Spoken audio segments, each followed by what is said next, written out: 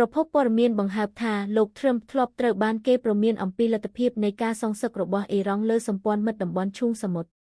Washington ថ្ងៃទី15 ខែមីនា Reuters ប្រធានាធិបតី Donald Trump ធ្លាប់ត្រូវបានគេព្រមានថាការវាយប្រហារលើអ៊ីរ៉ង់អាចបង្កឲ្យមានការសងសឹកប្រឆាំងនឹងសម្ព័ន្ធមិត្តរបស់អាមេរិកនៅតំបន់ឈូងសមុទ្រទោះបីជាលោកបានអះអាងកាលពីថ្ងៃច័ន្ទថាប្រតិកម្មរបស់ទីក្រុងតេហេរ៉ង់គឺជារឿងគួរឲ្យភ្ញាក់ផ្អើលក៏ដោយនេះបើតាមការលើកឡើងរបស់មន្ត្រីអាមេរិកនិងប្រភព2នាក់ទៀតដែលដឹងច្បាស់ពីបាយការស៊ើបការសម្ងាត់ការវិតម្លៃរបស់ភ្នាក់ងារស៊ើបការសម្ងាត់មុនសង្គ្រាមបានបង្ហាញថាការសងសឹករបស់អ៊ីរ៉ង់ពិតជាស្ថិតនៅក្នុងបញ្ជីនៃគលិទ្ធផលដែលអាចកើតមានការអះអាងរបស់លោក Trump នឹងតែភាពជាក់ស្ដែង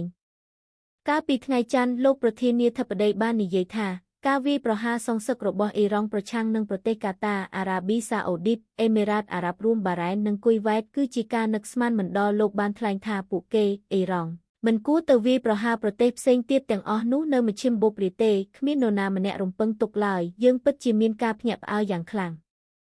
ទោះជាយ៉ាងណាក៏ដោយតាមសេចក្តីរាយការណ៍លោក Trump ក៏ត្រូវបានគេរាយការណ៍ជូនផងដែរមុនពេលប្រតិបត្តិការថាទីក្រុងតេហេរ៉ង់ទំនងជានឹងស្វែងរកការបិទច្រកសមុទ្រ Hormuz ក្នុងរយៈពេល2សប្តាហ៍កន្លងមកនេះដ្រូននិងមីស៊ីលរបស់អ៊ីរ៉ង់បានវាយប្រហារលើមូលដ្ឋានទ័ពអាមេរិកនិងអេមីរ៉ាតសំណង់ស៊ីវិលរួមមានសណ្ឋាគារព្រលានយន្តហោះនិងហេដ្ឋារចនាសម្ព័ន្ធថាមពល